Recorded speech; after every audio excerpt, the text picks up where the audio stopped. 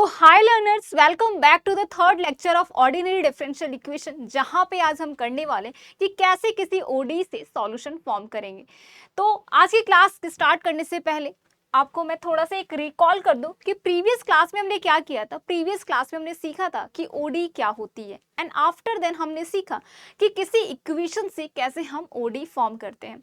अब हमने फॉर्मेशन तो सीख लिया, अब कैसे क्लेम करते हैं कि किसी इक्वेशन, जो मतलब कोई इक्वेशन दे दे आपसे, ठीक है, और बोले कि ये इक्वेशन आपके गिवन डिफरेंशियल इक्वेशन का सॉल्यूशन है, तो कैसे हम इस चीज को वेरीफाई करते हैं, कैसे रेक्टिफाई करते हैं। तो बेसिकली हम रेक्टिफिकेशन आज चेक करने वाले हैं।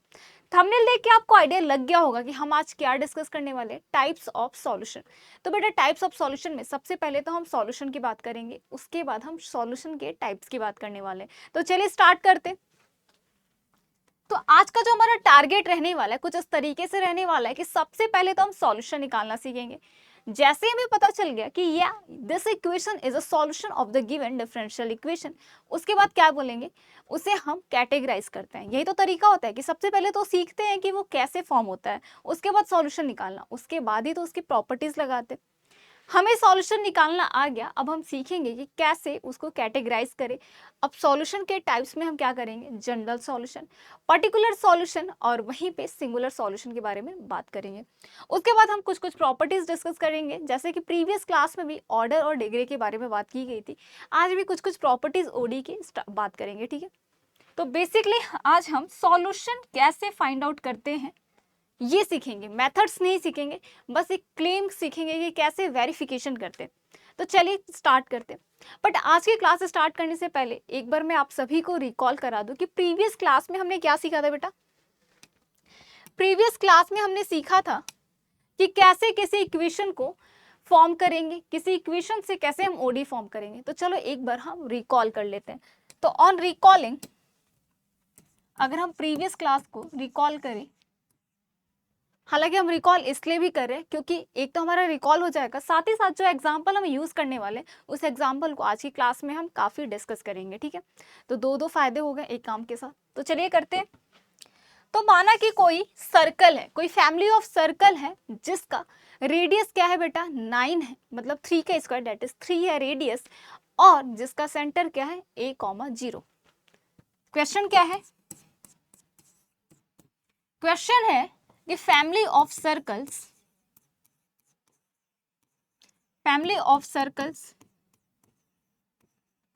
with center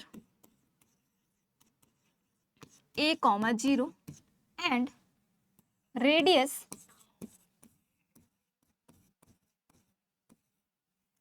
आपका क्या है 3 है। अब ऐसे में क्या बन जाएगा इसका जनरल फॉर्म क्या होता है, सर्कल की इक्वेशन क्या होती है, x माइनस एच का whole square plus Y minus K का whole square is equal to R square, यही होता है जनरल फॉर्म। जहां पे h और k की वैल्यू क्या गिवन है, h की वैल्यू गिवन है a, वहीं पे k की वैल्यू है 0 और r की वैल्यू बेटा 3। तो यहां से अगर हम फॉर्म करें तो यहां से हमें क्या मिला, x माइनस ए का whole square plus Y square is equal to 9, क्योंकि आर स्क्वायर होता है, आर स्क्वायर मतलब 3 स्क्वायर, डेट इज 9। अब ये तो हमारी एक नॉर्मल इक्वेशन है, अब इस नॉर्मल इक्वेशन से कैसे हम ओडी फॉर्म करेंगे, तो चलो देखते हैं। सबसे पहले क्या करेंगे, ऐसे इक्वेशन में जितने भी कांस्टेंट होते हैं उतनी टाइम्स उसे डिफरेंशिएट किया जाता है। तो यहाँ पे हम देख सकते हैं कांस्टेंट आपका केवल एक है, तो एक बार डिफरेंशिएट करेंगे। चलो डिफरेंशिएट करते हैं।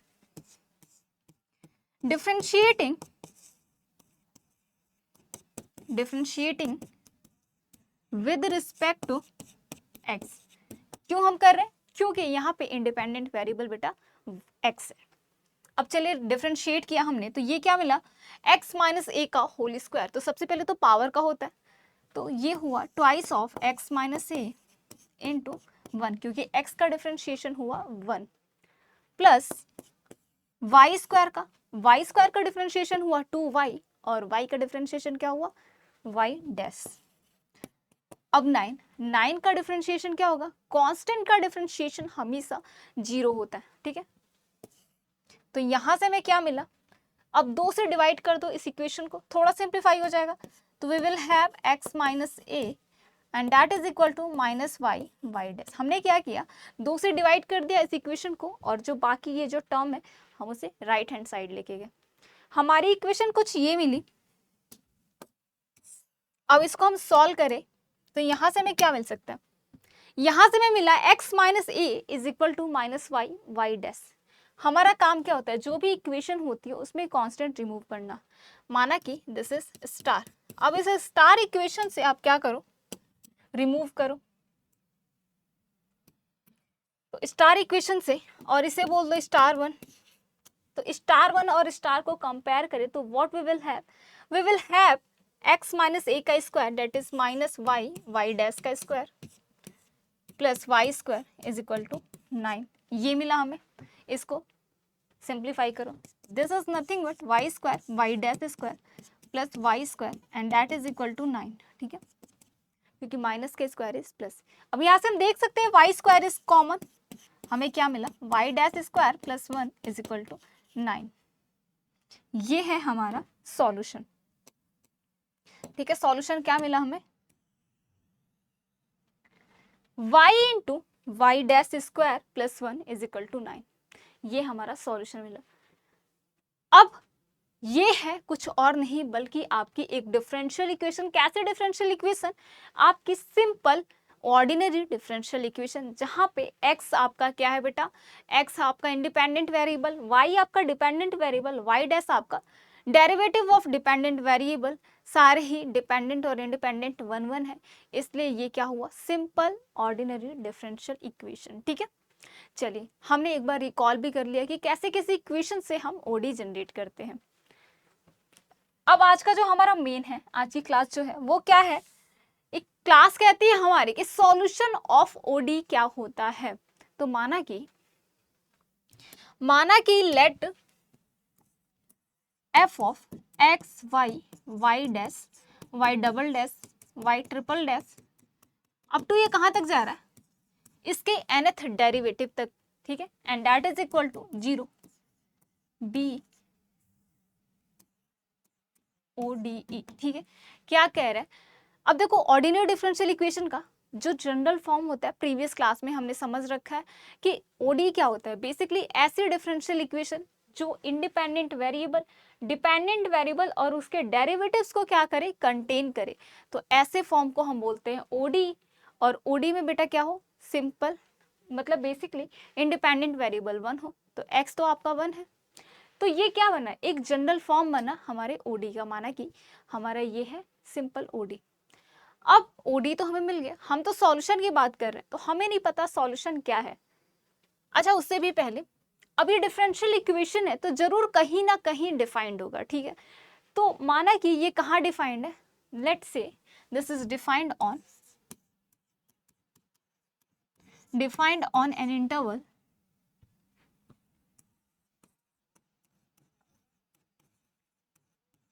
आई। डिफरेंशियल इक्वेशन तो डेफिनेटली किसी इंटरवल पे डिफाइंड होगा।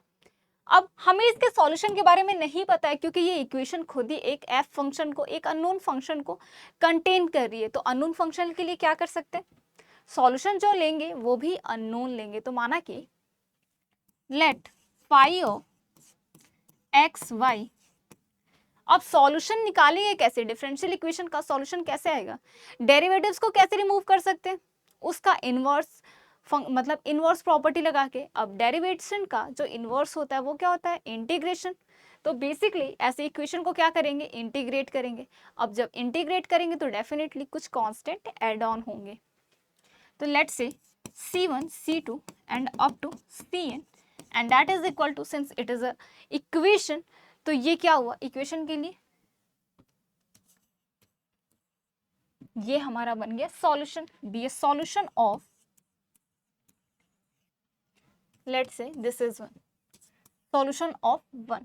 अब डेफिनेटली ये भी एक इक्वेशन है, देखा जाए तो एक इक्वेशन ये भी है और ये भी है, दोनों ही कहीं ना कहीं ये डिफाइंड होंगे। इसके लिए माना हमने कि ये इंटरवल आई पे डिफाइंड है, तो इसको बोल दो लेट्स से ये आई नॉट पे डिफाइंड है, defined on an interval I not. ठीक है, माना कि ये एक आई नॉट इंटरवल पे डिफाइंड है।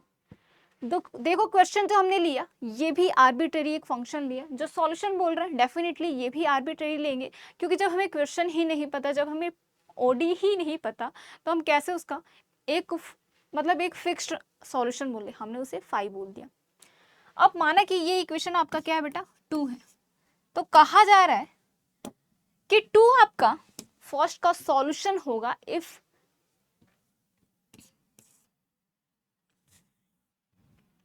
2 is a solution of 1 if, इसके साथ कुछ कंडीशन है कि ये जो इक्वेशन 2 है इक्वेशन 1 का सॉल्यूशन होगा अगर ये कुछ कंडीशंस क्या करे, सेटिस्फाई करे। क्या कंडीशंस है? कंडीशन पहली कंडीशन है कि जितने भी फाई के डेरिवेटिव्स है बेटा वो सारे एग्जिस्ट करें।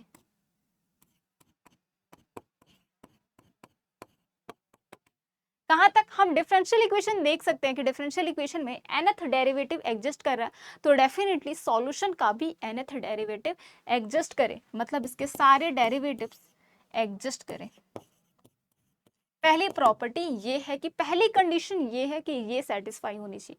दूसरी कंडीशन क्या है? दूसरी कंडीशन आपकी ये है कि फाई हमारी सेटिस्फाई करे डीई को, मतलब अगर इस इक्वेशन 2 को इक्वेशन 1 में रखे तो उस इक्वेशन को सेटिस्फाई करे। इसका क्या मतलब हुआ? इसका मतलब ये हुआ कि LHS क्या हो जाए, RHS के इक्वल हो जाए, और वहीं पे RHS क्या हो जाए, LHS के इक्वल हो जाए। मतलब that is phi of x, मतलब बेसिकली सेटिस्फाई करे तो X Y Y dash basically कुछ ये फॉर्म बन रखे अगर, तो ये क्या हो जाए, 0 हो जाए। ठीक है, अब चलिए करते हैं ऐसे बेस्ड पे क्वेश्चन सॉल्व कि बेसिकली ये कहना क्या चाह रहा है। तो फिलहाल इतना समझो कि किसी इक्वेशन को किसी डिफरेंशियल इक्वेशन का सॉल्यूशन तब बोलेंगे जब वो 2 कंडीशन सेटिस्फाई करे। पहली कंडीशन ये है कि उसके सारे डेरिवेटिव्स एग्जिस्ट करें। माना कि हमने इक्वेशन ली है डिफरेंशियल इक्वेशन सेकंड ऑर्डर तक, ठीक है, सेकंड डेरिवेटिव है, तो डेफिनेटली किसी इक्वेशन को अगर उसका सॉल्यूशन बोल रहे हैं तो उसके भी 2 डेरिवेटिव्स तो डेफिनेटली एग्जिस्ट करें। ठीक है, क्योंकि जितने यहाँ पे डेरिवेटिव्स हैं उतने यहाँ भी होने चाहिए। फिर दूसरी कंडीशन क्या है कि अगर हम किसी भी इक्वेशन को बोल रहे हैं कि सॉल्यूशन है तो उसे डिफरेंशियल इक्वेशन में सब्स्टिट्यूट करें तो वो क्या हो जाए बेटा, इक्वेशन सेटिस्फाई करे। इसका क्या मतलब हुआ, LHS हो जाए RHS के इक्वल, वहीं पे RHS आपके LHS के इक्वल हो जाए। तो चलिए देखते हैं एग्जाम्पल। तो सबसे पहले तो एग्जाम्पल की बात करते हैं। आपकी डिफरेंशियल इक्वेशन है y double dash is equal to 0। ठीक है, हमारी डिफरेंशियल इक्वेशन क्या है, y double dash is equal to 0। हमसे पूछा जा रहा है कि व्हाट इज द सॉल्यूशन।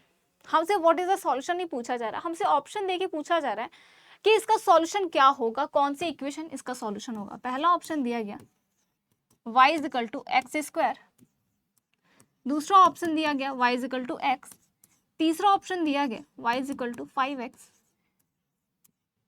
और फोर्थ ऑप्शन दिया गया y इज इक्वल टू 5। ठीक है, आपके क्वेश्चन ये है, आपसे ऑप्शन ये दिया जा रहा है कि कौन सा इसका सॉल्यूशन होगा।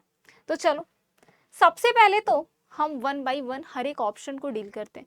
अभी देखो हमारे पास जितनी नॉलेज है, जितनी इन्फॉर्मेशन है, हम केवल उन्हीं इन्फॉर्मेशन को यूटिलाइज करके सॉल्व करना सीखेंगे। बात में है, मतलब बात की चीज़ें आगे हम मेथड सीखेंगे तो वो आप बाद में अप्लाई करना। यहाँ किसी ऑप्शन से बेसिकली किसी क्वेश्चन से किसी सॉल्यूशन से कैसे डिफरेंशियल इक्वेशन जज करते हैं वो सीख रहे हैं, वेरिफिकेशन सीख रहे हैं। तो पहली बात, अगर हम ऑप्शन ए को डील करें तो कहा जाता है कि अगर कोई इक्वेशन किसी डिफरेंशियल इक्वेशन का सॉल्यूशन है तो 2 कंडीशन सेटिस्फाई करेगी। पहले क्या कंडीशंस है, सारे डेरिवेटिव्स एग्जिस्ट करने चाहिए। हमारे क्वेश्चन में है y डबल डैश, और हमने जो ऑप्शन ए लिया, मतलब बेसिकली हमें 2 डेरिवेटिव्स एग्जिस्ट दिखानी पड़ेंगे। ठीक है, 2 डेरिवेटिव्स इसकी एग्जिस्ट कर रही हैं ऐसा दिखाना पड़ेगा। अगर नहीं कर रही है तो वहीं पे हम स्टॉप कर देंगे कि no that's not a solution. अब यहाँ से बेटा y डैश निकाला हमने तो क्या मिला 2x, और वहीं पे y y डैश निकाला तो 2x और वहीं पे y डबल डैश निकाला तो 2। हमारी इक्वेशन आई y double dash is equal to 2, मतलब कुछ नंबर एग्जिस्ट कर रहा है। एग्जिस्टेंस का क्या मतलब हुआ कि ऐसा एक, मतलब कोई भी एक नंबर जो कि इनडेफिनिट ना हो, फाइनाइट हो, डिफाइंड हो। 2 एक ऐसा नंबर है जो डिफाइंड है, 2x डिफाइंड है, सब कुछ अभी तक डिफाइंड चल रहा है। हमें सेकंड डेरिवेटिव तक जाना था तो यहीं पे स्टॉप कर देंगे, आगे इसके डेरिवेटिव्स निकालने का मतलब है नहीं। तो चलो पहली कंडीशन तो सेटिस्फाई हो गई। अब दूसरी कंडीशन क्या थी? दूसरी कंडीशन कहती है कि अगर इस इक्वेशन को मैं यहाँ पे सब्स्टिट्यूट करूँ तो बेटा क्या हो, उसका इक्वेशन सेटिस्फाई होना चाहिए, बेसिकली LHS क्या हो जाए, RHS के इक्वल हो जाए। तो यहां से हम देख सकते हैं कि LHS क्या है आपका, y डबल डैश, और y डबल डैश अभी हमने निकाला है, डेट इज इक्वल टू 2, और RHS आपका क्या है, 0। 2 और 0 अलग अलग वैल्यूज है, 2 का अलग अपना सिग्निफिकेंस है, अलग आइडेंटिटी है, जबकि 0 एक अलग नंबर है। अगर इसे नंबर लाइन पे प्लॉट करें तो दोनों अलग अलग प्रॉपर्टी शो करेंगे, दोनों अलग अलग चीजें हैं। इसका मतलब this is not equal to RHS, मतलब दूसरी कंडीशन क्या हो गई, सक्सीड नहीं हुई, दूसरी कंडीशन फेल हो गई। अब जब दूसरी कंडीशन फेल हो गई तो इसका क्या मतलब है, this is not a solution, क्योंकि सॉल्यूशन होने के लिए दोनों कंडीशन आपकी फुलफिल होनी चाहिए। अब चलिए बात करते हैं ऑप्शन बी की तरफ। ऑप्शन बी क्या कह रहा है कि y इज x। अगेन सबसे पहले तो हमने क्या करना है, डेरिवेटिव्स देखना है। तो y डैश निकालो बेटा, तो ये आया 1, वहीं पे y डबल डैश अगर निकाला जाए तो ये आया 0। ठीक है, मतलब सारे ही डेरिवेटिव्स इसके एग्जिस्ट कर रहे हैं, क्योंकि 1 और 0 एक फाइनाइट, एक फिक्स्ड नंबर है विच इज नॉट इनडेफिनिट। पहली कंडीशन सेटिस्फाई। दूसरी कंडीशन क्या कहती है, LHS RHS के इक्वल हो जाए। LHS क्या है बेटा आपका, 0,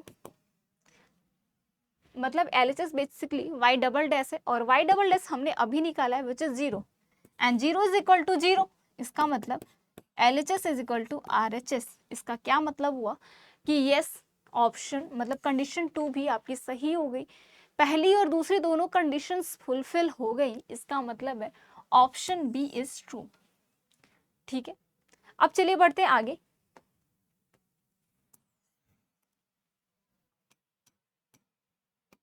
अब बात करते हैं ऑप्शन सी की तरफ। ऑप्शन सी क्या कह रहा है आपका कि y is equal to 5x। इसका मतलब है अगर ये सॉल्यूशन है तो दोनों कंडीशन फुलफिल करेगा। तो पहली कंडीशन है डेरिवेटिव्स, तो y डैश आपका क्या आया 5, वहीं पे y डबल डैश 0, दोनों ही वैल्यू एग्जिस्ट कर रही हैं, दोनों ही डेफिनिट हैं। इसका मतलब है कि पहली कंडीशन फुलफिल हो गई। दूसरी कंडीशन देखते हैं। दूसरी कंडीशन हमारे क्वेश्चन में है y डबल डैश, मतलब सब्सटीट्यूट करेंगे तो LHS में है y डबल डैश, और यहाँ से हमने निकाला कि y double dash is equal to 0, और RHS क्या है, 0 ही है। That is this is nothing but LHS is equal to RHS, मतलब दोनों ही कंडीशंस क्या हुई बेटा, फुलफिल हो गई। इसका क्या मतलब हुआ, option C is also true. ठीक है, फोर्थ, अगर हम ऑप्शन डी की बात करें, ऑप्शन डी को सॉल्व करें तो यहां से हमें क्या मिल रहा है, y इज इक्वल टू 5, हमें ये दिया हुआ है। अब अगेन अगर ये सॉल्यूशन है तो दो कंडीशन सेटिस्फाई करेगा। पहली कंडीशन डेरिवेटिव्स की, तो y डैश क्या हुआ 0, अब y डबल डैश क्या हुआ 0, 0 का डिफरेंशिएशन 0 ही होता है, आगे 0 0 0 ही होगा। तो बेसिकली हमें क्या देखने को मिल रहा है कि इसके सारे डेरिवेटिव्स एग्जिस्ट कर रहे हैं, मतलब पहली कंडीशन फुलफिल। दूसरी कंडीशन क्या है कि अगर इसे हम इक्वेशन में रखे तो LHS RHS के इक्वल हो जाए। LHS कहता है y डबल डैश, और y डबल डैश अभी हमने निकाला विच is 0, and 0 is nothing but RHS, मतलब कि आपकी दूसरी कंडीशंस भी क्या हुई, दूसरी कंडीशन भी आपकी फुलफिल हुई, मतलब दोनों कंडीशंस आपकी फुलफिल हो गई। मतलब या again option D is also true, y is equal to 5 is also a solution of this question. ठीक है, ऑफ दिस डिफरेंशियल इक्वेशन। तो बात सबको समझ आ गई। हम यहाँ पे बेसिकली मेथड नहीं सीख रहे हैं कि कैसे सॉल्यूशन फाइंड आउट करेंगे, हम यहाँ पे ये सीख रहे हैं कि कैसे हम वेरीफाई करेंगे, वेरिफिकेशन सीख रहे हैं कि कैसे हम वेरीफाई करेंगे कि कोई इक्वेशन मतलब किसी डिफरेंशियल इक्वेशन का सॉल्यूशन अगर है तो क्या कंडीशंस वो फुलफिल करेगा। तो वेरिफिकेशन हमने सीखा। तो इस तरीके से इस क्वेश्चन में हमने बेसिकली 4 क्वेश्चन डील कर लिए। तो ऐसे बेटा हम सॉल्यूशन फाइंड आउट करते हैं। चलिए बढ़ते हैं नेक्स्ट टॉपिक की तरफ। तो नेक्स्ट टॉपिक को करने से पहले एक क्वेश्चन करते हैं जो आपके एग्जाम में आया हुआ क्वेश्चन है। ये आपके PYQ का क्वेश्चन है।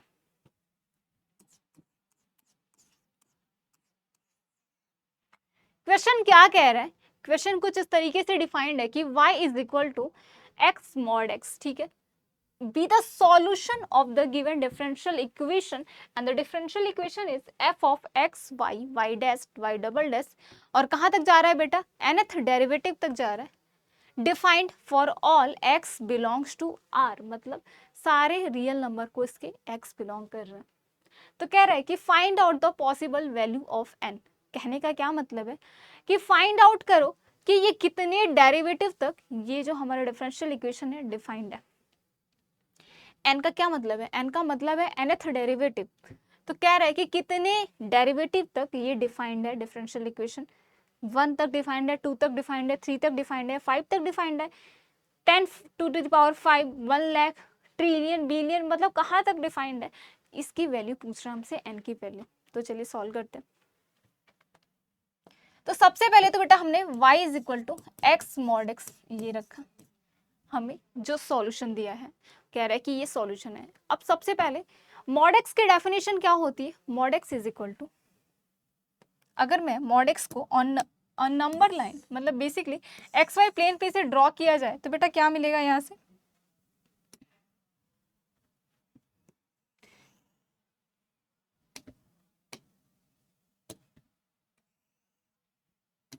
कुछ इस तरीके से हम इसे बना सकते हैं।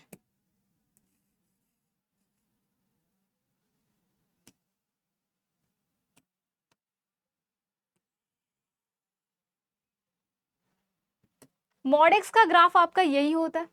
ये क्या है? y है, ये है आपका x axis, and this graph is of mod x।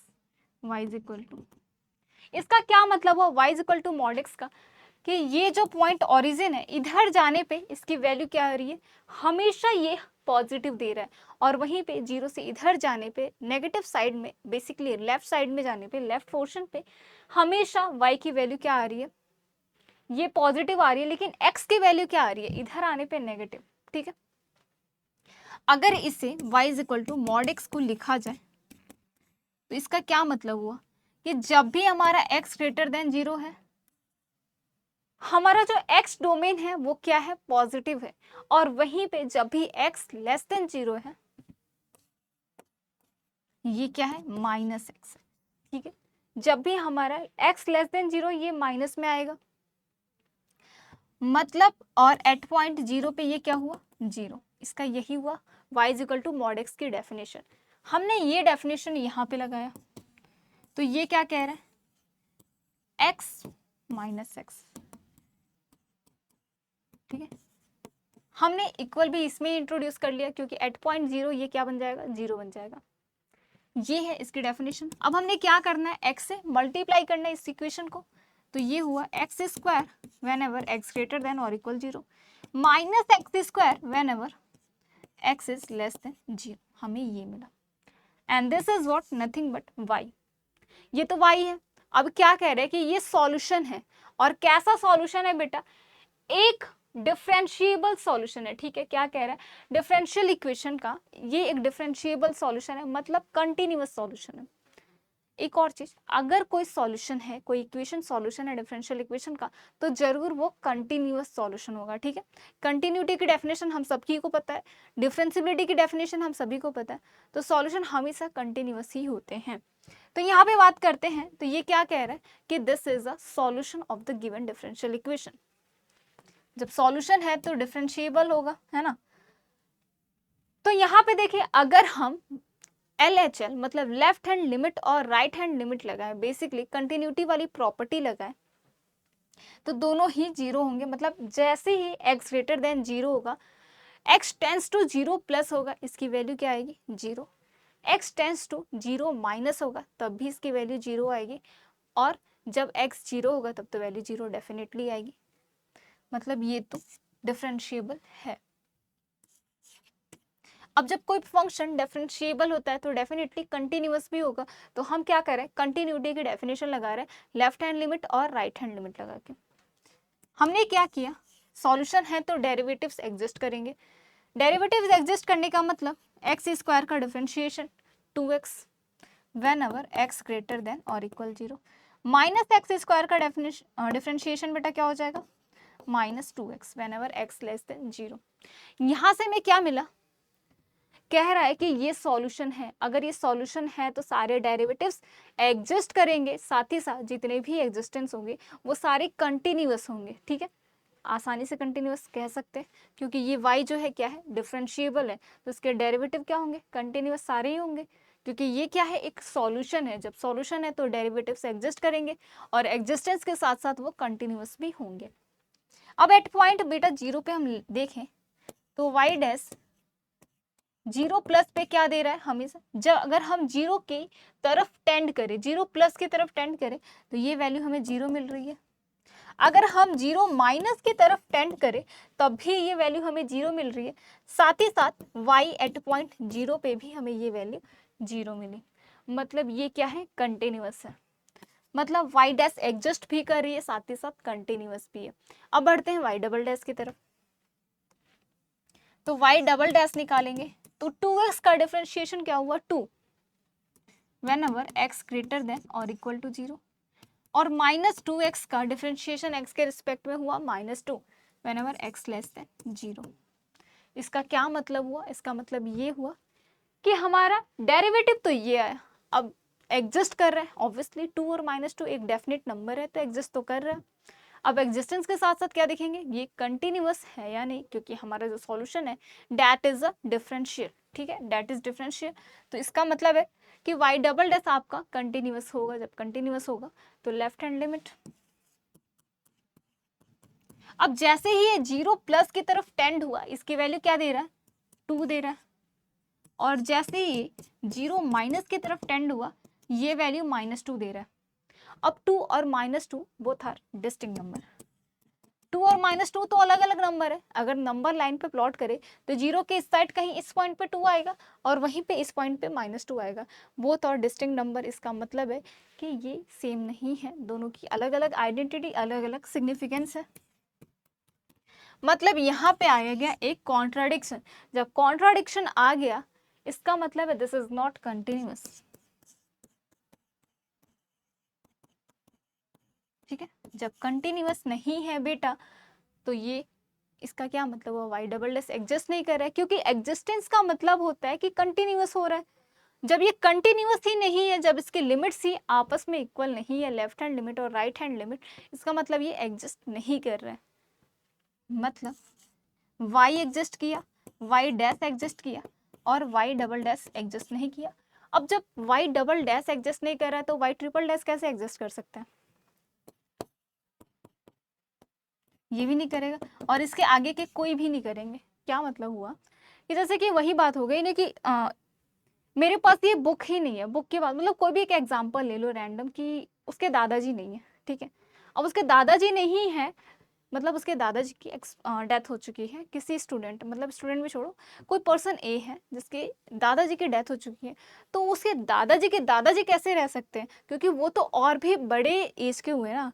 तो वो जब उसके दादाजी की एज थी 90, तो उसके दादाजी की एज तो डेफिनेटली आपकी 150 के आसपास होगी, तो उनकी तो डेथ और पहले हो गई होगी। अब बोलोगे मैम एक्सेप्शन भी होता है, ठीक है होता भी है, मतलब मैं जस्ट आपको, क्योंकि वो मैथ्स हम लगा रहे हैं और वहाँ पे एक्चुअल में नहीं है ना मैथ्स, वो तो एक नेचुरल चीज़ें हैं, डेथ होना ना होना, बट फिर भी हम ऑन एन एवरेज देखें तो मतलब यही रिलेशन बनता है कि जब दादाजी की डेथ हो गई तो दादाजी के, तो अब तो बोलोगे नहीं, यहाँ तो मैथ्स नहीं लगा सकते तुम, अब तो नहीं बोलोगे नहीं नेचर की कृपा है, भगवान की कृपा है, वहाँ पे तो डेफिनेटली सच में ही वही होगा कि हाँ दादाजी की डेथ तो डेफिनेटली हो गई होगी।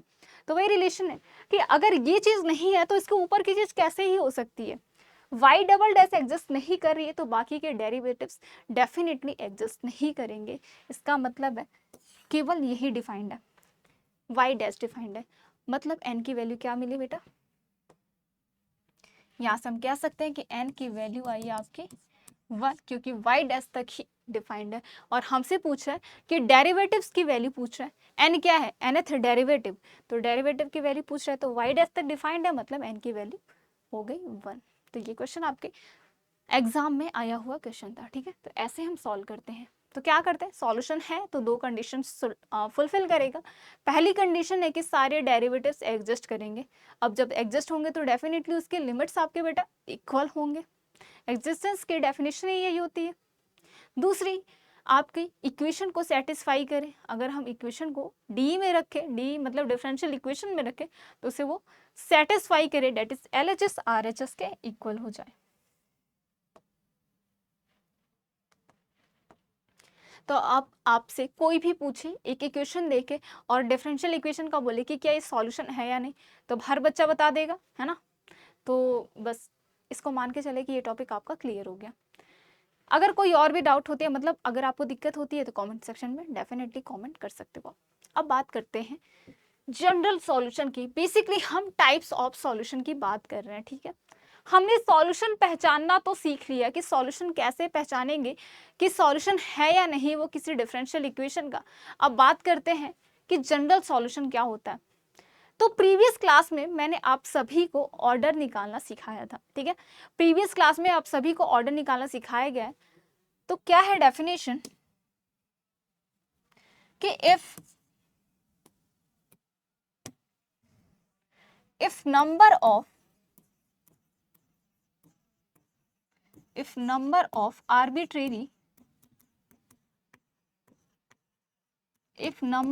arbitrary constants is equal to order of the differential equation,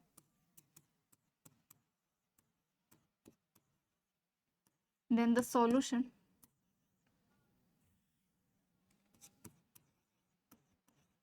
is called general solution.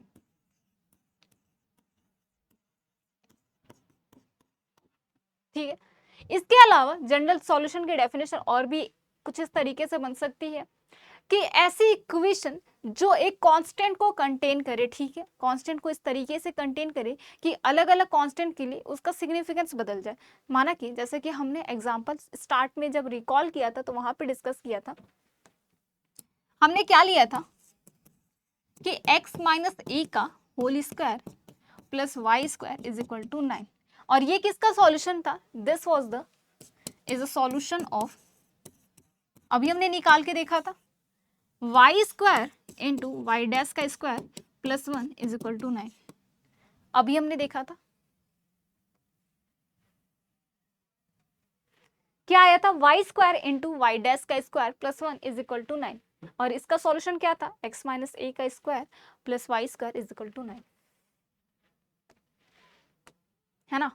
तो ये क्या कह रहा है कि ये आपका जनरल सॉल्यूशन तब होगा जब इसके number of arbitrary constant is equal to order हो जाए। यहाँ पे बेटा नंबर ऑफ आर्बिट्रेरी कांस्टेंट क्या है, आर्बिट्रेरी कांस्टेंट कह रहा है, और यहाँ पे हाईएस्ट डेरिवेटिव क्या है, 1 है, और यहाँ पे आर्बिट्रेरी कांस्टेंट a है। अब बोलोगे 9 भी तो कांस्टेंट है, बेटा 9 एक फिक्स्ड पैरामीटर है, फिक्स्ड नंबर है।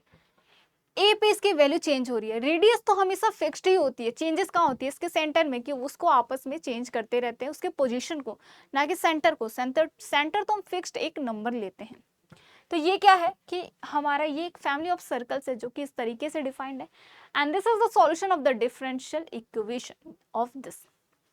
ठीक है, क्या कह रहा है कि इसको हम सॉल्यूशन बोलेंगे। पहले जो डेफिनेशन है हमारी वो कहती है कि number of arbitrary constant, if this is equal to order of the differential equation, then the solution is called general solution. Example के लिए हम ये देख सकते हैं।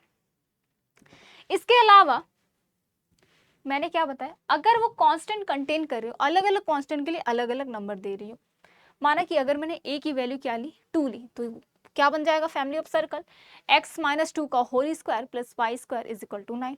अगर हमने x की वैल्यू क्या ली, a की वैल्यू 3, तो वो क्या बन गया, x माइनस 3 का square whole square plus Y square is equal to 9। मतलब अलग अलग कांस्टेंट के लिए अलग अलग वैल्यू दे, तो ऐसी इक्वेशन को, मतलब इस टाइप के इक्वेशन को क्या बोलेंगे? General solution. ठीक है, this is the general solution. तो आज के बाद जब भी कोई पूछे आपको इक्वेशन देके और बोले कि ये डिफरेंशियल इक्वेशन का सॉल्यूशन है, बताओ क्या ये जनरल सॉल्यूशन है या नहीं, तो आप बता सकते हो। क्या डेफिनेशन होनी चाहिए? Number of arbitrary constant should be equal to order of the derivative. ठीक है, डिफरेंशियल इक्वेशन का जो ऑर्डर होता है उसके इक्वल होना चाहिए। अगर कुछ ये फॉर्म बनता है तो ये बेटा आपका बन गया जनरल सॉल्यूशन। अब बात करते हैं नेक्स्ट सॉल्यूशन की। ये है जनरल सॉल्यूशन की डेफिनेशन। अब बात करते हैं नेक्स्ट सॉल्यूशन का। नेक्स्ट सॉल्यूशन का जो टाइप है, this is called particular solution.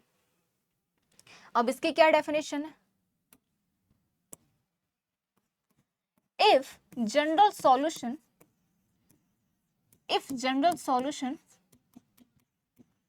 depends on our choice, अगर जनरल सॉल्यूशन हमारे चॉइस पे डिपेंड करता है तो वो जो सॉल्यूशन ऑब्टेन्ड होता है वो क्या कहलाती है? वो आपकी कहलाती है particular solution, is called particular solution.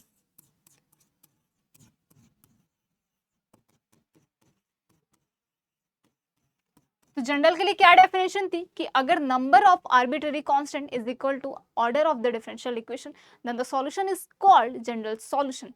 अगर वहीं पे बेटा जो सॉल्यूशन है जनरल सॉल्यूशन हमारे चॉइस पे डिपेंड कर जाए, हमारे चॉइस पे कैसे डिपेंड कर जाए? हमने जो एग्जांपल प्रीवियसली लिया था उसी एग्जांपल को डिस्कस करते हैं। हमने क्या लिया था कि x माइनस ए का whole square plus Y square and that is equal to 9। ठीक है, अब यहां से ये सॉल्यूशन केस था, is the solution of Y square Y dash का square plus 1 is equal to 9। इसका सॉल्यूशन था। कह रहा है कि अगर ये जनरल सॉल्यूशन हमारी चॉइस पर डिपेंड कर जाए तो स्टूडेंट ए ने आके बोला कि मैम आप ए की वैल्यू 3 ले लो। मैंने कहा ठीक है, तो उसके अकॉर्डिंग सॉल्यूशन क्या बन गया? x माइनस 3 का whole square plus Y square is 9। अब ये सॉल्यूशन भी तो बेटा इसका क्या है? सॉल्यूशन है। इस डिफरेंशियल इक्वेशन का क्या है? ये भी एक सॉल्यूशन ही है। कैसे चेक करेंगे? दो कंडीशन, डेरिवेटिव्स एग्जिस्ट करें, दूसरा इक्वेशन सेटिस्फाई करे, चेक कर सकते हैं आसानी से। दूसरा, कोई स्टूडेंट आके कहता है कि मैम आप a की value 10 to the power 5 low.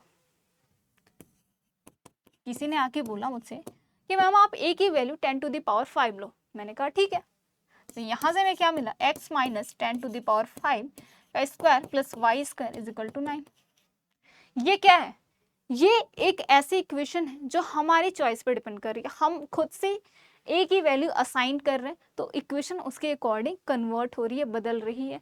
And this equation is a solution of the differential equation. कैसे? दो कंडीशन है, सेटिस्फाई करा सकते हैं। तो बेटा ये भी क्या है? एक पर्टिकुलर सॉल्यूशन। ये भी क्या है? Particular solution. दोनों है PS। ठीक है, अब अभी जस्ट पहले हमने कुछ एग्जांपल्स डिस्कस किए थे सॉल्यूशन के टाइम पे।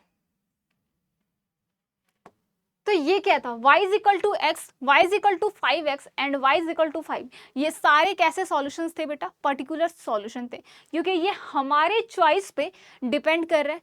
और कैसे हमने चेक किया कि क्या वो सॉल्यूशन है या नहीं? दो कंडीशंस देके कि क्या वो दोनों कंडीशंस फुलफिल हो रही हैं या नहीं। ठीक है, तो ये तीनों सॉल्यूशंस जो हैं हमारे चॉइस पे डिपेंड किए। मतलब this three are the particular particular solutions. ठीक है, तो ऐसे हम चेक करते हैं जनरल सॉल्यूशन में खुद से वैल्यू दे दे के जो हमारी करस्पॉन्डिंग सॉल्यूशन आती है that is nothing but a particular solution. ठीक है, चलिए अब बात करते हैं नेक्स्ट टाइप की। नेक्स्ट टाइप आता है आपका सिंगुलर सॉल्यूशन। ठीक है, सिंगुलर सॉल्यूशन में बहुत सारे बच्चों को कंफ्यूजन रहती है कि सिंगुलर सॉल्यूशन क्या होते हैं। तो चलिए देखते हैं। ऐसे सॉल्यूशन जो ना तो जनरल सॉल्यूशन हो ना ही पर्टिकुलर सॉल्यूशन हो। A solution which is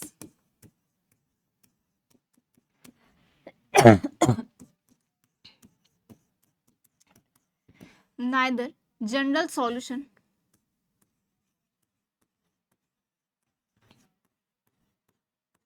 nor particular solution.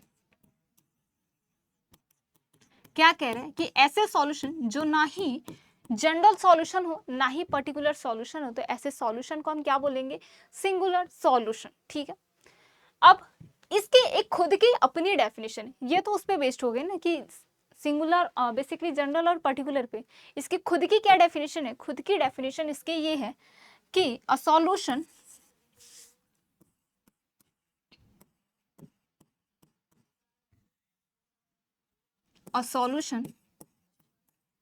which forms an envelope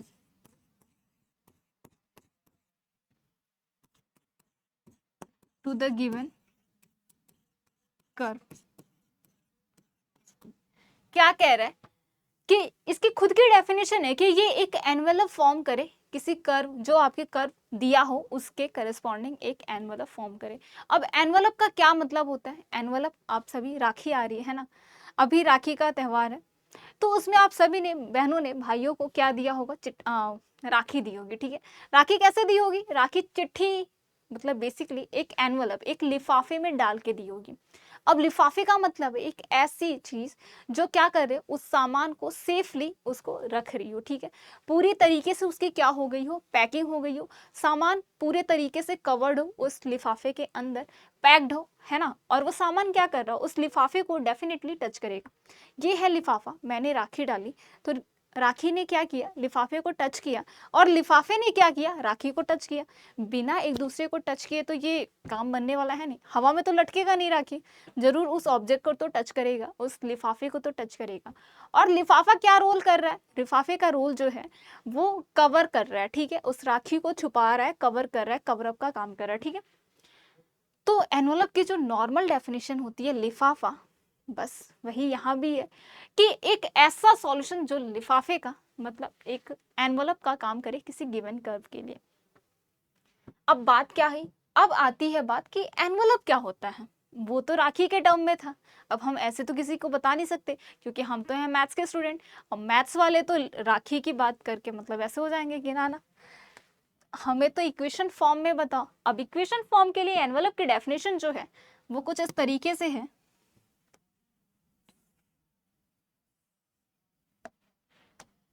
envelope की डेफिनेशन है कि एक कर्व, मान लो g of x Y,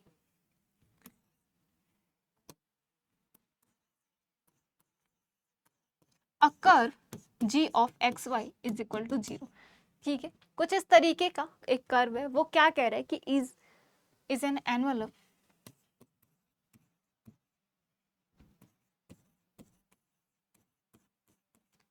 to the given curve,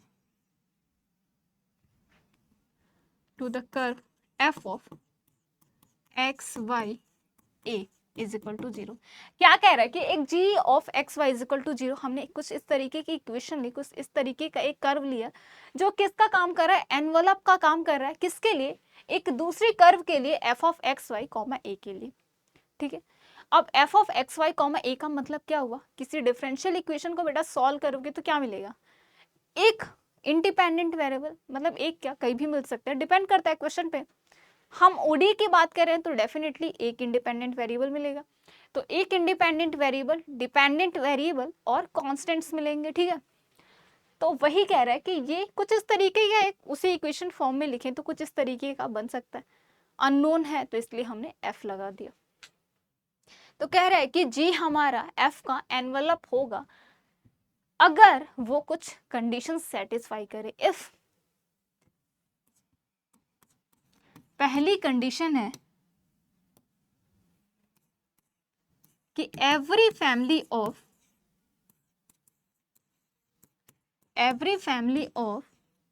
g of x y is equal to 0। इस curve की हर एक फैमिली क्या करे? passes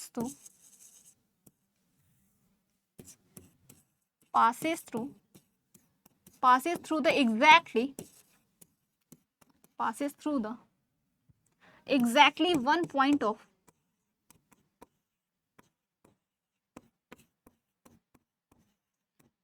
ठीक है, exactly 1 point of f of x Y comma a is equal to 0। क्या कह रहा है कि इस फैमिली का मतलब ये जो कर्व है इसकी जो फैमिली है इस कर्व के एक पॉइंट को एग्जैक्टली एक पॉइंट को क्या करे, पास करे हमेशा। मतलब इस टाइप की जितने भी इसकी फैमिली बनेगी अलग अलग वैल्यू के लिए, अलग अलग नंबर्स के लिए जो भी इक्वेशन बनेगी वो क्या करे, एग्जैक्टली एक पॉइंट को क्रॉस करे, टच करे, इंटरसेक्ट करे, पास करे। ठीक है, इसको दूसरी कंडीशन है कि every family of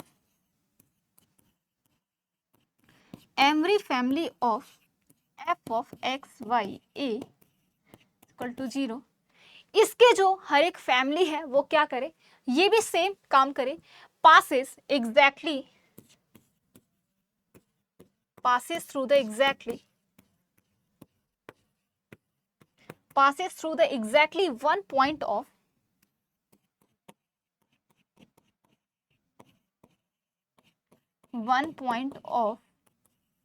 g of xy is equal to 0।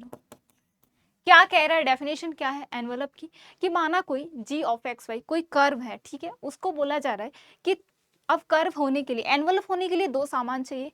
अगर हम बात करें लिफाफे और चिट्ठी की तो दो ऑब्जेक्ट हैं, तो वही बात है कि दो कर्व की बात करें तो एक कर्व को दूसरे का हम एनवलप तब बोलेंगे जब पहले कर्व की जितनी भी फैमिली पॉसिबल है सभी फैमिली एग्जैक्टली एक पॉइंट को टच करे। किसके एक पॉइंट को, दूसरे कर्व के। दूसरी कंडीशन क्या है कि जो कर्व है, जो दूसरा कर्व है उसके जो फैमिली है एग्जैक्टली एक पॉइंट पे टच करे एनवलप के। ठीक है, अगर ये दोनों ही एक दूसरे को एग्जैक्टली एक पॉइंट पे टच कर रही हैं तो बेटा यहाँ फॉर्म होगा एक एनवलप। अब जब एनवलप फॉर्म होगा तो इसका क्या मतलब है, सॉल्यूशन जो मिला, जो सॉल्यूशन हमें मिला है that is nothing but a singular solution. Clear है? चलिए अब मैं क्या करती हूँ, हमेशा मेरा एक ही मानना होता है कि जो भी हम एग्जाम्पल कर रहे हैं उसी एग्जाम्पल को हम थ्रू आउट अपने इक्वेशन मतलब हर एक टॉपिक पढ़े उसमें यूज करें ताकि बच्चे कनेक्ट कर पाए एग्जाम्पल्स से, उस डेफिनेशन को, वहां के डिफरेंस को भी कनेक्ट कर पाए, फील कर पाए। तो हमने क्या किया, x minus a plus Y square is equal to 9, हमने क्या बोला, this is the solution of Y square Y dash square plus 1 is equal to 9। माना कि ये है हमारा solution is the differential equation, और ये सॉल्यूशन को हमने बेटा क्या बोला था, this solution is general solution. Particular के लिए हमने क्या बोला, पर्टिकुलर सॉल्यूशन के लिए हमने बोला कि हमारी चॉइस पे डिपेंड कर जाए। तो माना कि x हमने क्या लिया, 2 लिया,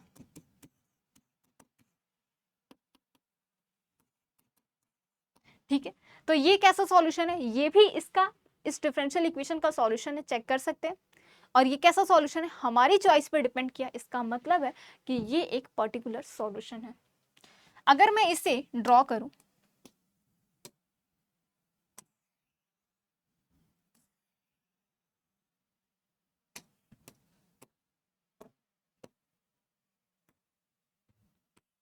अब देखो मेरी ड्राइंग इतनी अच्छी है नहीं तो थोड़ा बियर कर लेना, ठीक है।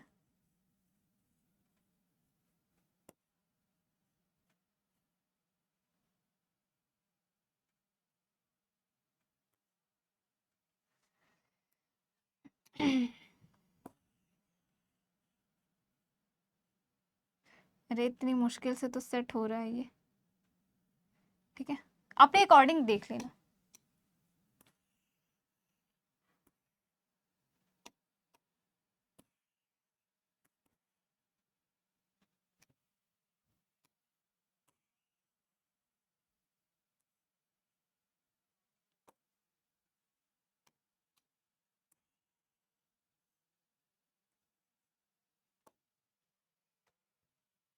ये कैसे सर्कल्स हैं, ये फैमिली ऑफ सर्कल्स हैं ऑन एक्स वाई प्लेन, ये क्या है, वाई प्लेन है, और ये बेटा आपका एक्स प्लेन है। तो यहाँ पे देखें तो ये बेसिकली क्या, कौन सा फॉर्म है, अगर हम जनरल फॉर्म की बात करें तो x minus a square plus Y square is equal to 9, ठीक है, कुछ ये फॉर्म है जहाँ पे सेंटर क्या है a comma 0 and with radius 3, ठीक है, ये सर्कल हमारा फॉर्म हो रहा है। अब यहाँ से हम देख सकते हैं कि ये है फैमिली ऑफ सर्कल्स, ये ठीक है।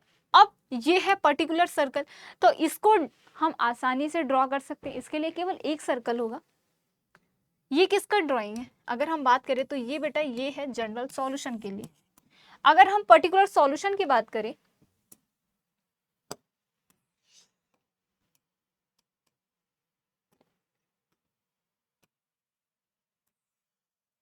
अगर हम पर्टिकुलर सॉल्यूशन की बात करें तो इसके लिए हम क्या ड्रॉ कर सकते हैं?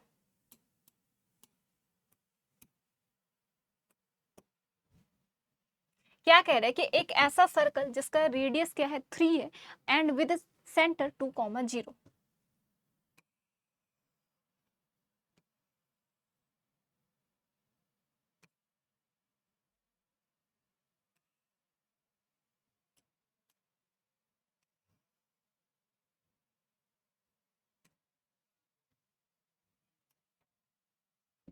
ठीक है, कुछ इस तरीके से हम बना सकते हैं।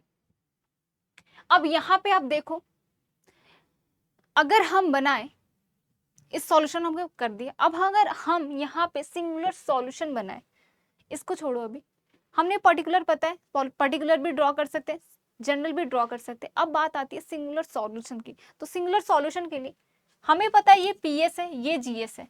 एक ऐसा सॉल्यूशन जो ना ही पीएस हो ना ही जीएस हो, तो वो क्या हो? सिंगुलर सॉल्यूशन हो। अब एसएस के लिए क्या हो जाएगा? माना कि y is equal to 3 is the solution of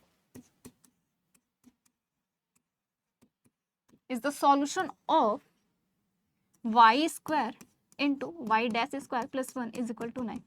ये क्या है बेटा? इसका एक सॉल्यूशन है। अब सॉल्यूशन है तो दो कंडीशंस क्या करेगी? सेटिस्फाई करेगी। हमारी पहली कंडीशन क्या है? हमारी क्वेश्चन में क्या गिवन है?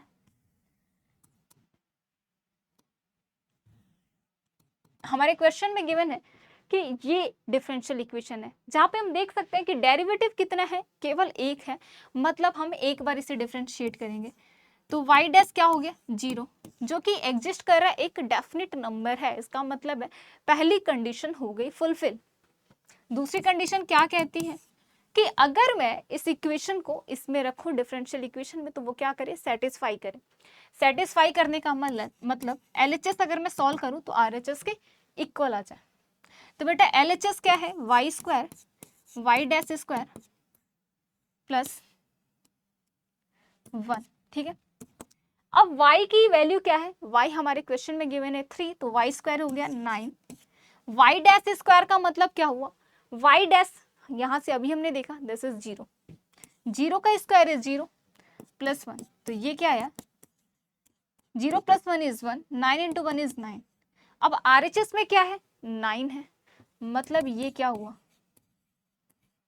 RHS हुआ। LHS is equal to RHS, मतलब या दूसरी कंडीशन भी आपकी क्या हुई? फुलफिल हो गई। दोनों कंडीशन जब फुलफिल हो गई तो yes, this is the solution of the given differential equation. But ये बताओ, क्या ये y इज इक्वल टू 3 हमारे सॉल्यूशन फॉर्म को मैच कर रहा है? जनरल सॉल्यूशन आपका क्या था? x माइनस ए का whole square plus Y square is equal to 9। इस फैमिली को तो बिलोंग कर नहीं रहा है, क्योंकि अगर इस फैमिली को बिलोंग करता तो कुछ ना कुछ वैल्यू देता है। एक्स स्क्वायर वाई स्क्वायर के फॉर्म में आता, इस टाइप के फॉर्म में आता सॉल्यूशन। पर्टिकुलर सॉल्यूशन क्या कह रहा है कि कुछ इस फॉर्म का आएगा, x माइनस 2 का whole square plus Y square is equal to 9, या फिर x माइनस 3 का whole square plus Y square is equal to 9। But हमारा तो y इज इक्वल टू 3 है, जो कि दोनों ही फॉर्म को मैच नहीं कर रहा है। अब जब जनरल को मैच नहीं किया तो डेफिनेटली पर्टिकुलर को भी मैच नहीं करेगा, है ना। अगर किसी ऑब्जेक्ट को बोला जाए, मान लो स्टूडेंट ए को, स्टूडेंट छोड़ो, किसी ए इंसान को बोला जाए कि ये बी फैमिली का मेंबर है, तो क्या करेगा? डीएनए मैच करेगा। जब एक फैमिली से उसके फादर से मैच नहीं किया, मदर से मैच नहीं किया, तो बहन से मैच कराने का मतलब है नहीं, क्योंकि जब मदर फादर का ही उसने मैच नहीं किया तो वो तो उनके ही बेसिकली जीन्स है ना।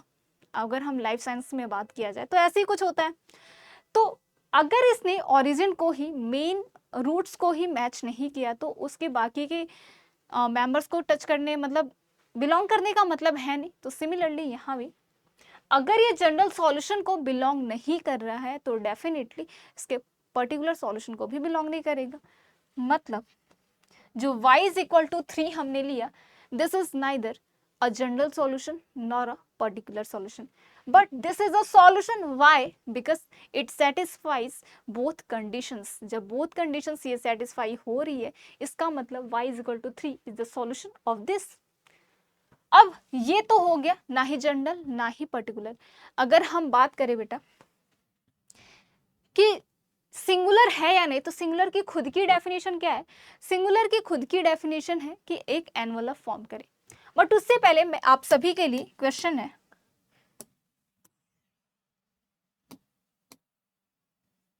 कि क्या y इज इक्वल टू -3 इसका सॉल्यूशन होगा? तो इस क्वेश्चन को सॉल्व करके बताओ। आपको दोनों कंडीशंस लगानी है। आपका समय शुरू होता है अब।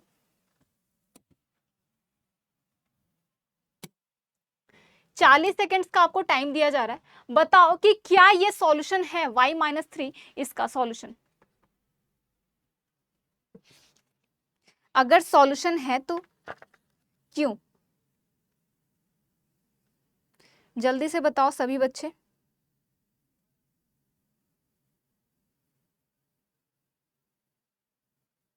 y-3 क्या इसका सॉल्यूशन है या नहीं?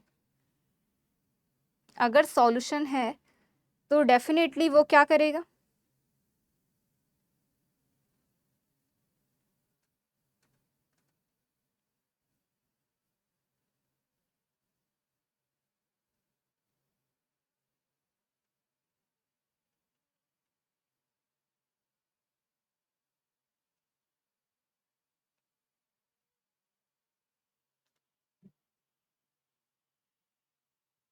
बस बस बस, टाइम इज अप। ठीक है, अब सॉल्व करते हैं। अब यहाँ पे देखते हैं कि y-3 क्या सॉल्यूशन है या नहीं। तो y-3 सॉल्यूशन है तो दो कंडीशन सेटिस्फाई होगी। पहली कंडीशन कि सारे डेरिवेटिव्स एग्जिस्ट करनी चाहिए। डेरिवेटिव 1 तक जा रही है, y डैश क्या हो गया? 0। ठीक है, दूसरी कंडीशन क्या है? इक्वेशन सेटिस्फाई करें। तो LHS में रखते हैं। LHS क्या है आपका? y² मतलब -3 का स्क्वायर, y डैश स्क्वायर मतलब 0 का स्क्वायर विच इज 0, 0 + 1। ये क्या है? 9 which is equal to RHS। ठीक है, LHS हमारा RHS के इक्वल है। जब इक्वल है तो इसका क्या मतलब हुआ कि यस दोनों कंडीशंस हमारी फुलफिल हो गई। जब दोनों कंडीशंस फुलफिल हो गई तो yes this is the solution. जब सॉल्यूशन है बेटा तो क्या बोल सकते हैं कि ये जनरल है या पर्टिकुलर है। हम देख सकते हैं y-3 doesn't belong to general form. जब जनरल फॉर्म को बिलोंग नहीं कर रहा तो definitely it doesn't belong to particular form. हमने क्या देखा कि y is equal to 3, y is equal to -3, both are solution. और कैसे सॉल्यूशन है? सिंगुलर। अब सिंगुलर के लिए क्या कहता है कि एनवलप फॉर्म करें। तो एनवलप फॉर्म करवाओ सबसे पहले तो।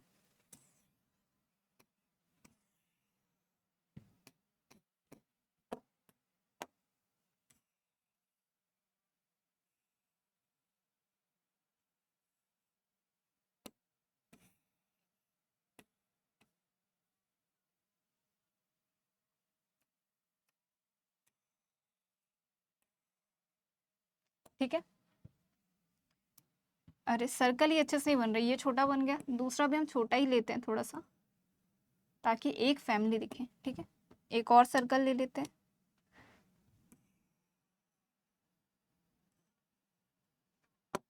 ठीक है, अब बहुत ज्यादा सर्कल लेने का मतलब नहीं है। आपको समझ आ गया कि फैमिली ऑफ सर्कल्स कुछ इस तरीके से इनकी बनेगी। अब यहाँ से हम देखें, जनरल सॉल्यूशन की बात करें तो ये आपका जनरल सॉल्यूशन हो गया। पर्टिकुलर सॉल्यूशन की बात करें तो कोई एक इसमें से कर्व ले लो, that will be particular solution. जैसा कि हमने यहाँ पे देखा, ये किसका था? यहाँ पे अगर इसका हम बनाए, अगर इसका हम इसको ग्राफिकली ड्रॉ करें x-2 का whole square plus Y square is equal to 9, तो इसका ग्राफ क्या बनेगा? क्या कह रहा है कि सेंटर इसका क्या होना चाहिए? 2,0, रेडियस 3। चलो,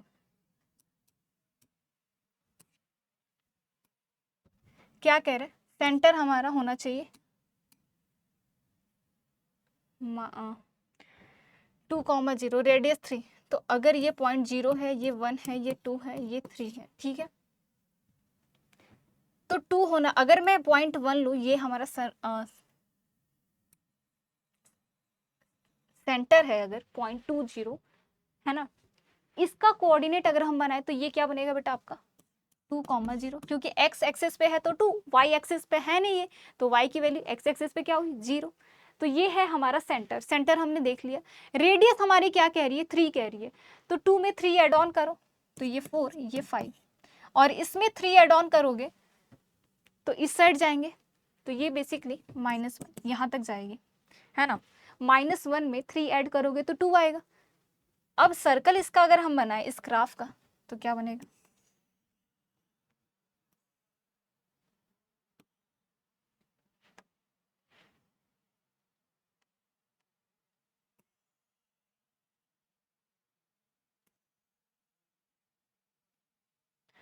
अपने अकॉर्डिंग देख लेना, ठीक है। बेसिकली ये कैसा सर्कल है, एक ऐसा सर्कल जिसका सेंटर आपका 2,0 है विद रेडियस 5, ये पॉइंट है -1 और ये पॉइंट है 5, ठीक है। अपने अकॉर्डिंग कर लेना ग्राफ थोड़ा हमारा, क्योंकि हम मैथ्स के स्टूडेंट है ना, तो हमारी मैथ इतनी ड्राइंग अच्छी होती नहीं है, नहीं तो हम लाइफ साइंस में पढ़ लेते हैं ना। तो ये है हमारा ग्राफ किसका, x - 2 का square plus Y square is equal to 9 का, और ये है हमारा फैमिली ऑफ सर्कल्स किसका, जनरल सॉल्यूशन का। हमने पर्टिकुलर सॉल्यूशन बनाना है। पर्टिकुलर सॉल्यूशन में हमने देखा कि y इज इक्वल टू 3 और y is equal to -3 is the singular solution. अब जब सिंगुलर सॉल्यूशन है तो ये क्या करेगा, एक एनवलप फॉर्म करेगा।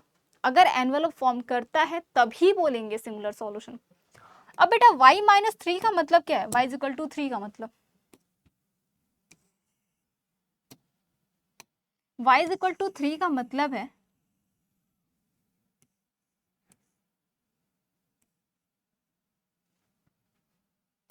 ठीक है, ये है y इज इक्वल टू 3, एक ऐसी लाइन जो 3 से क्या कर रही हो, होके जा रही है, जहां पे x की वैल्यू 0 है, y की वैल्यू 3 है हमेशा, मतलब a line which is parallel to x axis and passing through at point 3, ठीक है। दूसरा हमने y - 3 को भी बोला, तो इसके लिए भी बना दो। बेटा ये भी क्या है, y - 3 का ये एक लाइन है which is parallel to x axis. ये क्या है, family of circles general solution. अगर मैं एक सर्कल की बात करूं तो that will be particular solution. y is equal to 3, y is equal to -3 will be singular solution if and only if it satisfy the property of envelope। envelope की property ये है कि अगर ये क्या है बेटा f है और ये इसको अगर मैं g मानूं तो क्या कह रहे हैं, फैमिली g का हर एक पॉइंट क्या करे, फैमिली f के एग्जैक्टली एक पॉइंट को टच करे। तो ये क्या है, फैमिली एक सर्कल की एक फैमिली है तो इसके एक पॉइंट को टच कर रहा है, एक पॉइंट पे। अब बोलोगे नहीं टच कर रहा है, ये टच करा लेना, ठीक है। वो हमने मेजर करके नहीं बनाया सर्कल, आर्बिट्रेरली बनाया। अगर एक मतलब एक तरीके से एक मेजरमेंट के साथ बनाए तो हम देखेंगे ये सारे पॉइंट्स आपके क्या कर रहे हैं, एग्जैक्टली एक पॉइंट पे टच कर रहे हैं। मतलब क्या हुआ कि ये जो G है, G कर्व है, ये F कर्व को एग्जैक्टली एक पॉइंट पे टच कर रही है। पहली कंडीशन फुलफिल हो गई।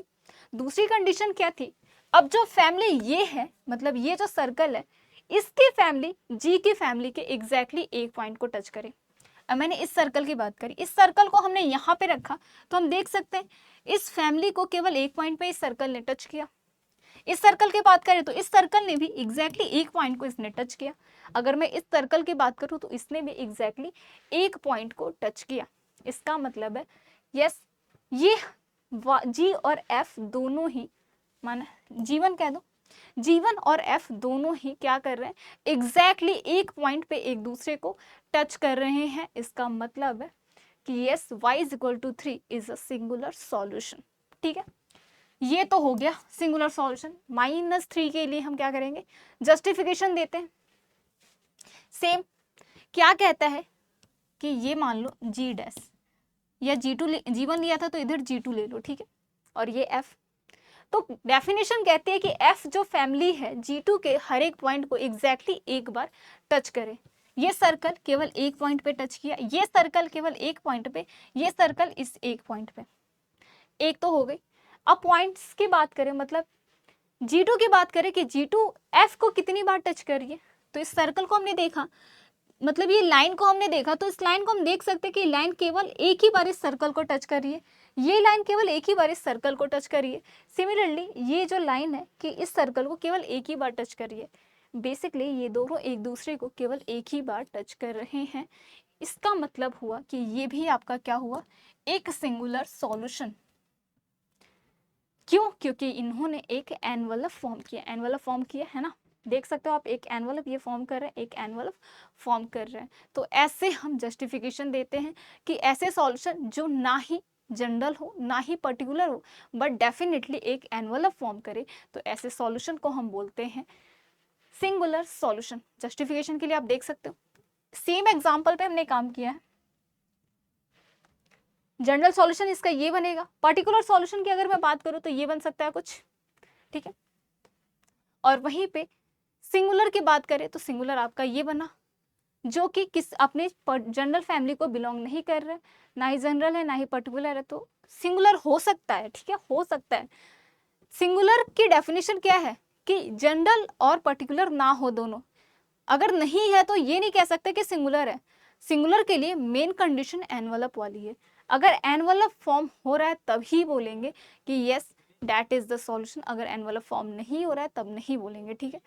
तो अगर बहुत सारे क्वेश्चन मिलेंगे जहाँ पे ऐसे फॉर्म मिलेंगे जहाँ जो ना ही जनरल होगी ना ही पर्टिकुलर होगी बट वो एनवलप फॉर्म नहीं कर रही होंगी, तब इसका क्या मतलब हो, वो सिंगुलर नहीं होंगी, क्योंकि सिंगुलर की कंडीशन है एनवलप जरूर होना चाहिए। तो ये है बेटा आपके सॉल्यूशन के कुछ टाइप्स। तो हमने सॉल्यूशन के टाइप सीख ली। अब डिफरेंशियल इक्वेशन में कुछ बात करते हैं कुछ प्रॉपर्टीज की, जो आज का हमारा टारगेट है।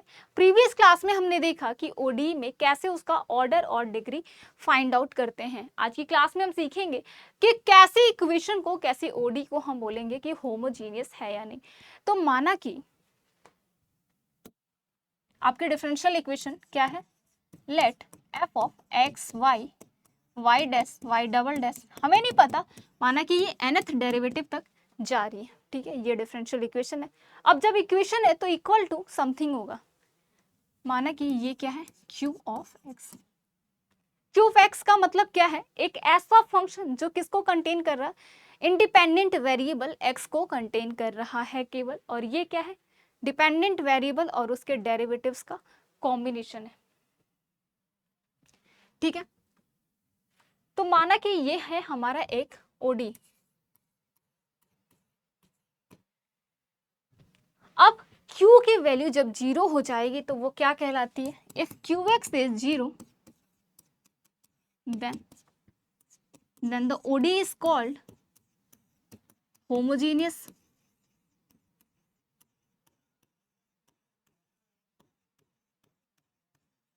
अगर ये qx की वैल्यू बेटा 0 हो गई तो हमारी जो OD है कहलाती है होमोजीनियस।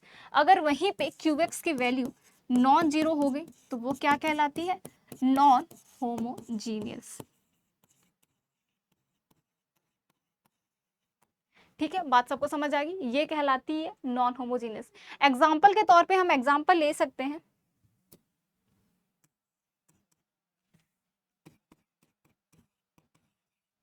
एग्जाम्पल हम क्या ले सकते हैं कि Y square into X plus Y dash into Y dash का square is equal to 5x। हमें ये डिफरेंशियल इक्वेशन दिया गया है, हमसे पूछा जा रहा है कि क्या ये होमोजीनियस है या नहीं। तो हमने क्या देखना है कि सबसे पहले तो एक्स वाई वाई डैश ये वाले कॉम्बिनेशन को एक साथ रखते हैं, ठीक है, मतलब डिपेंडेंट वेरिएबल और उसके डेरिवेटिव्स के कॉम्बिनेशन को एक साथ रखते हैं, बाकी जो केवल एक्स को कंटेन करते हैं उसे एक साथ रखते हैं। तो ये क्या कह रहा है, एक्स इसमें किसको कंटेन किया हुआ है, डिपेंडेंट वेरिएबल को, तो ये बेसिकली डिपेंडेंट वाली फैमिली में जाएगा। तो डिपेंडेंट वेरिएबल और डेरिवेटिव्स की फैमिली ये हो गई, और केवल कंटेन कर रहा है जो एक्स को, केवल एक्स वाले फंक्शन में क्या बचा, 5x which is qx। 5x आपका क्या हुआ, qx है, और 5x आपका 0 है नहीं, क्योंकि अगर 0 होता तो गिवन होता y square x plus Y dash into Y dash square, इसको डबल डैश कर लो, ठीक है, इज इक्वल टू 0 दिया होता। जब 0 नहीं दिया, कोई वैल्यू दी है तो डेफिनेटली इट एग्जिस्ट, इसका मतलब है दिस इज नॉन होमोजीनियस। तो बहुत ही आसान डेफिनेशन है। होमोजीनियस के लिए क्या ले सकते हैं? होमोजीनियस के लिए एग्जांपल ले लो, y dash into y double dash Y triple dash is equal to 0। अब ये क्या है? डेरिवेटिव और डिपेंडेंट वेरिएबल का कॉम्बिनेशन एक साथ, बाकी जो केवल x वाला फंक्शन बचता है वो एक साथ, कोई और बचता नहीं है, केवल 0 रहता है। इसका मतलब है कि ये जो फॉर्म है बेटा, ये है आपका होमोजीनियस फॉर्म, ये है होमोजीनियस फॉर्म। तो आप पहचान सकते हो, डेरिवेटिव और डिपेंडेंट वेरिएबल का जो कॉम्बिनेशन है वो एक साथ रहे, बाकी जो केवल अकेले x के फंक्शन को कंटेन कर रहा है उसे एक साइड रख लो। अगर कुछ रहता है तो नॉन होमोजीनियस, अगर कुछ नहीं रहता है, 0 रहता है, तो that will be homogeneous. Clear है सबको? तो आप सभी के लिए क्वेश्चन है, क्या है क्वेश्चन? आप सभी को कमेंट करके आंसर करना है कि क्या ये होमोजीनियस है या नहीं। तो ये है, इसे हम स्लाइड ए बोल देते हैं, ठीक है। स्लाइड ए का कमेंट करके आपको आंसर बताना है कि Y square x plus sine x y dash is equal to e to the power x y, ठीक है। ये है हमारा एक फंक्शन, एक डिफरेंशियल इक्वेशन। आपको कमेंट करके बताना है कि क्या ये होमोजीनियस है या नहीं, ठीक है। तो ये आपको कमेंट करना है,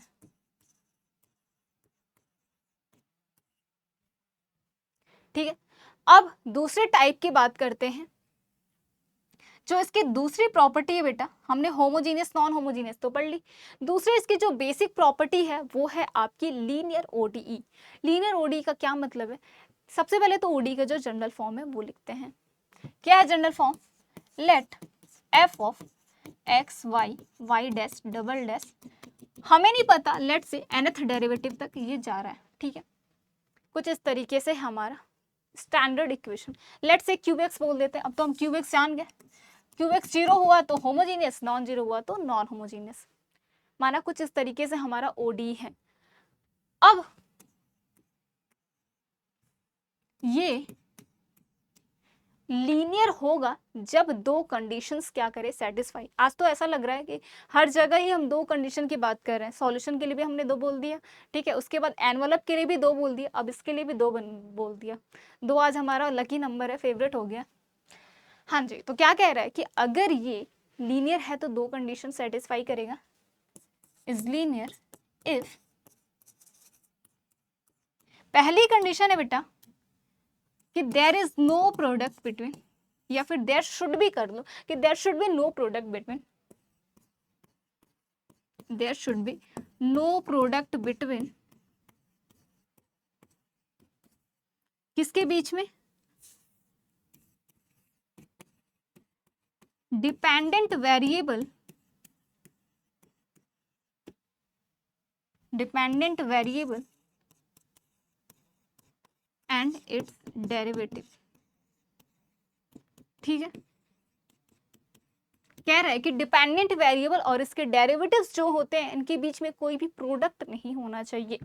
पहली कंडीशन ये है। दूसरी कंडीशन क्या है बेटा आपकी कि डिग्री ऑफ, मतलब हर एक की डिग्री क्या होनी चाहिए? Degree of dependent variable,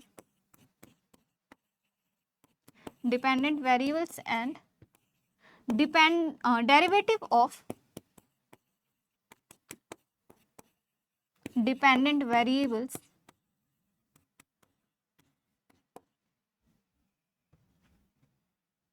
is are of on, या फिर इज कर लो। क्या कह रहा है कि 2 कंडीशन होनी चाहिए। पहली कंडीशन है कि डेरिवेटिव्स और उसके डिपेंडेंट वेरिएबल के बीच में कोई प्रोडक्ट नहीं होना चाहिए। दूसरी कंडीशन क्या है? दूसरी कंडीशन है कि जितने भी डिपेंडेंट वेरिएबल है और उसके डेरिवेटिव्स हैं उनकी डिग्री आपकी 1 होनी चाहिए। अब क्या मतलब है पहले वाले का? अगर इसे हम नॉर्मल लैंग्वेज में समझे तो ये क्या कह रहा है कि प्रोडक्ट का मतलब है y इंटू वाई, ये कोई फॉर्म नहीं होना चाहिए। और वाई स्क्वायर हो, वाई क्यूब हो, मतलब ये सारा नहीं होना चाहिए। डिपेंडेंट डिपेंडेंट ना हो,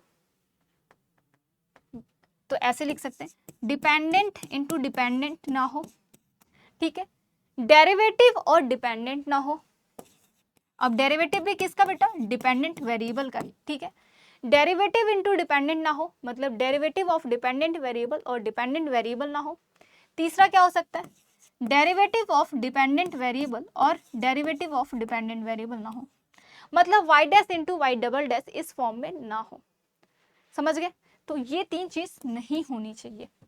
क्या क्या, डिपेंडेंट डिपेंडेंट आपस में प्रोडक्ट फॉर्म में ना हो, डिपेंडेंट डेरिवेटिव आपस में प्रोडक्ट फॉर्म में ना हो, और डेरिवेटिव डेरिवेटिव आपस में प्रोडक्ट फॉर्म में ना हो। दूसरी कंडीशन है जितने भी डिपेंडेंट वेरिएबल्स हैं और जितने भी डेरिवेटिव्स हैं उन डिपेंडेंट वेरिएबल्स के सबकी डिग्री होनी चाहिए 1। अगर ये दोनों कंडीशन हो रही है तब उस इक्वेशन को क्या बोलेंगे, लीनियर, अदरवाइज क्या बोलेंगे, अदरवाइज नॉन लीनियर, अदरवाइज हम बोलेंगे नॉन लीनियर, ठीक है। अब चलिए समझते हैं एग्जाम्पल के थ्रू। हमने एग्जाम्पल लिया, एग्जाम्पल ले लो कुछ भी, पहला एग्जाम्पल लिया हमने y square into Y dash plus 3y is equal to x. अब सबसे पहले तो डिफरेंशियल इक्वेशन देख के क्या समझ आया कि ये सारे डेरिवेटिव्स और डिपेंडेंट वेरिएबल का फॉर्म एक साइड, दूसरा केवल x का फंक्शन है, मतलब this is qx and qx is x, that is this is non homogeneous. अब बात करते हैं लीनियर नॉन लीनियर की। पहली कंडीशन कहती है कि there should be no product between, जो भी मैंने अभी बताया। ये क्या है, वाई स्क्वायर मतलब डिपेंडेंट वेरिएबल, और ये दूसरा क्या है, वाई डैश मतलब डेरिवेटिव ऑफ डिपेंडेंट वेरिएबल। और तीन कंडीशन थी कि डेरिवेटिव डेरिवेटिव ना हो, डिपेंडेंट डेरिवेटिव ना हो, और डिपेंडेंट डिपेंडेंट ना हो। बट यहाँ पे क्या मिल रहा है, डिपेंडेंट इनटू डेरिवेटिव ये मिल रहा है। इसका मतलब है पहली कंडीशन क्या हो गई, फुलफिल नहीं हुई। जब पहली कंडीशन ही फुलफिल नहीं हुई तो क्या कह सकते हैं, this equation is non linear, ठीक है।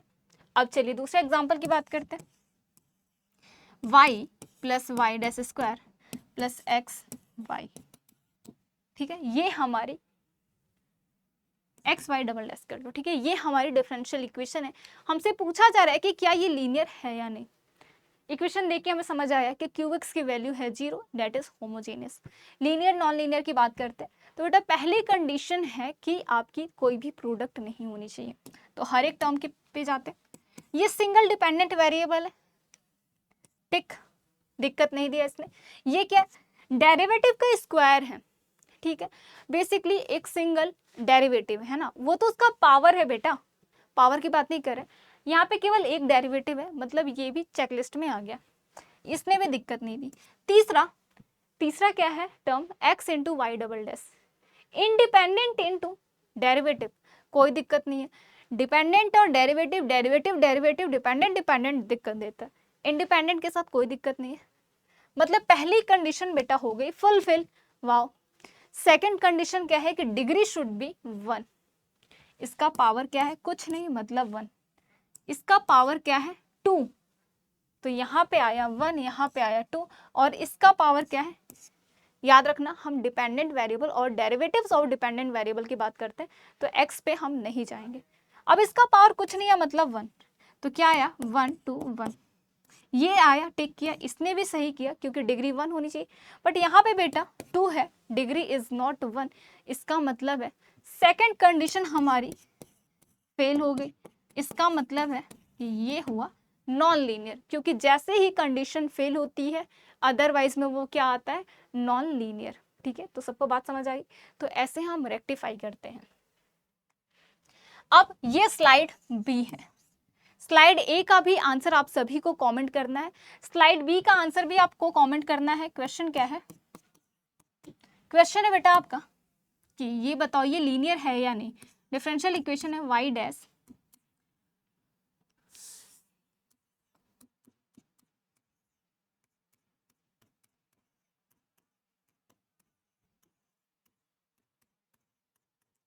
ये है हमारी डिफरेंशियल इक्वेशन, ठीक है। हमसे पूछा जा रहा है कि दिस डिफरेंशियल इज लीनियर और नॉट। तो आपको क्या करना है, इस क्वेश्चन को इसका आंसर आपको कमेंट करना है, ठीक है। कमेंट करो इसका आंसर, आप सभी बच्चों को कमेंट करना है। स्लाइड बी और स्लाइड ए दोनों का ही आंसर कमेंट करना है। इससे पहले हमने देखा कि ये एग्जाम्पल तो नॉन लीनियर के हो गए ना, एक लीनियर वाला भी अच्छा एग्जाम्पल ले लेते हैं। नहीं तो लीनियर बोलेगा कि मेरे साथ तो नाइंसाफी हो गई, मेरे ही प्रॉपर्टी पढ़ा और मेरे लिए एग्जाम्पल नहीं दिया। तो चलो इनके लिए एग्जाम्पल देते हैं।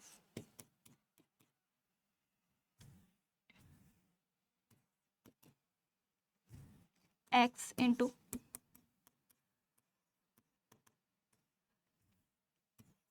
ठीक है, ये है। अब ये क्या है, ये जो है हमारी डिफरेंशियल इक्वेशन, ये लीनियर है या नहीं, तो पहले देखते हैं। पहली कंडीशन है कि डिपेंडेंट वेरिएबल मतलब प्रोडक्ट नहीं होना चाहिए। तो पहले टर्म पे आते हैं, इंडिपेंडेंट और डेरिवेटिव का प्रोडक्ट है, हमें दिक्कत ही नहीं है। इंडिपेंडेंट बहुत ही अच्छे इंसान है, हम उनके प्रेजेंस से हमें कोई दिक्कत नहीं है, डिपेंडेंट ही हमें दिक्कत देती है। तो ये तो हो गया चेकलिस्ट में। ये क्या है, डेरिवेटिव केवल y है और कोई इसके साथ प्रोडक्ट में है नहीं, मतलब इन्होंने भी क्या किया, चलो वाई स्क्वायर ना लेके y ले लो, ठीक है। इसने भी क्या किया, हाँ कर दिया कि यस मैं भी अकेले हूं, मुझे कोई दिक्कत नहीं। उसके बाद आते हैं 4। 4 क्या है, कांस्टेंट नंबर है, तो वैसे भी वो कोई दिक्कत नहीं देगा क्योंकि कांस्टेंट पे तो बात ही नहीं करते हम, कांस्टेंट हमारे लिए हलवा है, ठीक है। अब पहली कंडीशन हो गई फुलफिल। दूसरी कंडीशन क्या है, दूसरी कंडीशन है डिग्री शुड बी 1। तो y डैश का पावर कुछ नहीं है मतलब 1, y का पावर कुछ नहीं है मतलब 1, 4 तो आपका कांस्टेंट है, तो डिग्री सबकी क्या है 1 1। इसका मतलब है दूसरी कंडीशन भी फुलफिल, पहली कंडीशन भी फुलफिल। इसका मतलब है कि the differential equation is linear, ठीक है। तो ये डिफरेंशियल इक्वेशन लीनियर है। तो आज की क्लास में बेटा हमने क्या सीखा, आज की क्लास में हमने सीखा कि किसी इक्वेशन को कब बोलेंगे कि वो सॉल्यूशन है। फिर सॉल्यूशन जब देखना सीख लिया तो हमने उसके टाइप्स डिस्कस किए। टाइप्स में हमने 3 तरीके से टाइप्स उसके डिस्कस किए, अच्छे से सॉल्यूशन डिटेल में एग्जांपल्स के साथ हमने डिस्कस किया। उसके बाद हमने क्या किया, उसके बाद हमने देखा कि कुछ प्रॉपर्टीज जैसे कि होमोजीनियस, नॉन होमोजीनियस, लीनियर और नॉन लीनियर की। तो आपको स्लाइड बी का आंसर कॉमेंट करना है, साथ ही साथ स्लाइड ए का भी आंसर आप सभी को कॉमेंट करना है। स्लाइड ए का क्वेश्चन ये है, इसका भी आंसर कमेंट करना है। तो चलो अब मिलते हैं आने वाली क्लास में, तब तक के लिए keep learning, keep shining and keep growing. Wish you the best. Thank you so much for watching this session.